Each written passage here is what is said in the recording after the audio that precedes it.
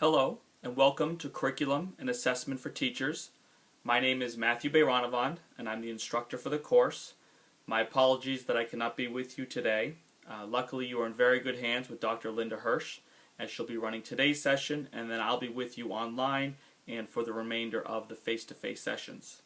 I wanted to take a few minutes and just introduce myself and also talk to you a little bit about the course in general, and then Linda will be taking over about the plan specifically for today.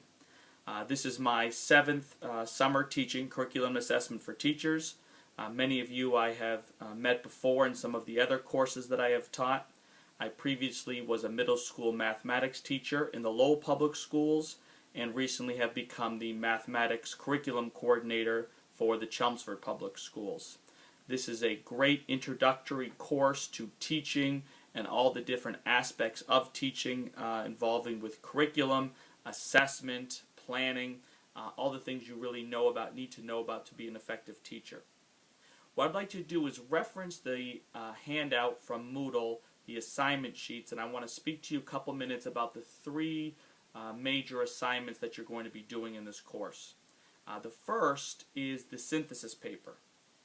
This is a paper that's going to be based upon the three books that we're reading in the course.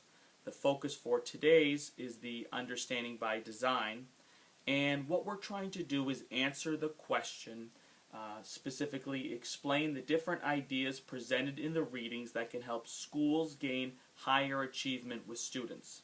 And before we can start actually answering this question, what we really need to do is take a moment and each of us individually define what we mean by achievement.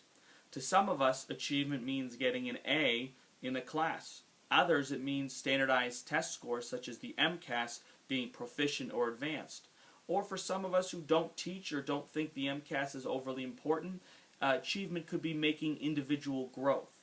So as you start thinking about this paper and doing the work for the paper, the first thing you need to think about is how do you define achievement? So you'll begin the paper by telling me and your readers how you define achievement.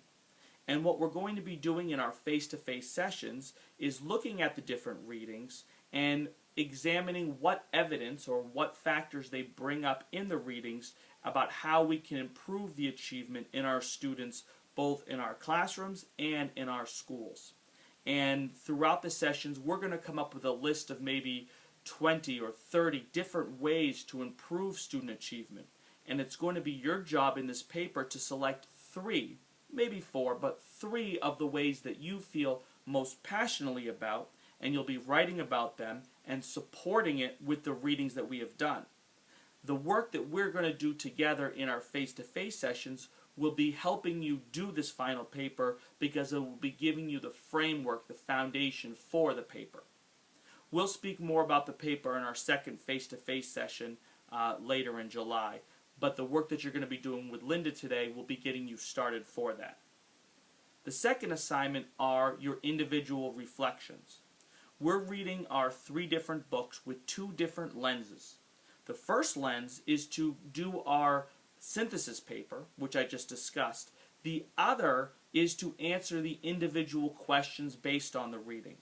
For both the synthesis paper as well as the reflections, there is a rubric available for you to see on Moodle, and hopefully you've taken a look at that and printed this out, so you know exactly how you're going to be evaluated. For many years I took courses myself at the graduate level, the doctoral level, and it would always frustrate me when my instructors or professors would not tell me how I was being evaluated and based on what measure. Well, for all the assignments in this course, and every course that I teach through the collaborative Fitchburg State, as well as UMass Lowell, I have rubrics for everything. So you can take a look at the rubric to see how you'll be evaluated for both the synthesis paper as well as the individual reflective journal entries. The first one, based on the reading that you've done in Understanding by Design, is going to be due on July 15th, uploaded onto Moodle. The last part of the course is the pre-practicum writing assignment. This is something that you're not actually graded on for a grade within the class. However, if you do not complete the pre-practicum, you will not be able to get credit for the course. So the pre-practicum that I have assigned for this is asking you to interview 2 different teachers in whatever subject area you would like, and find out a little bit from them about what sort of assessments they use in their classroom. And you'll do a little bit of a reflection on that. You don't really need to worry about that at this point, but I did wanted to give you some basic overview of the pre-practicum.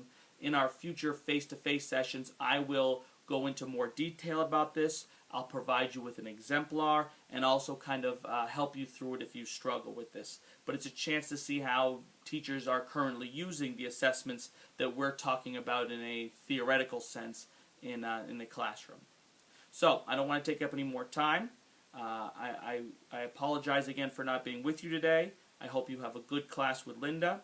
And if you have any questions or concerns, you can email me and we can discuss. And I look forward to meeting you face-to-face the next time we're to be together. Thank you.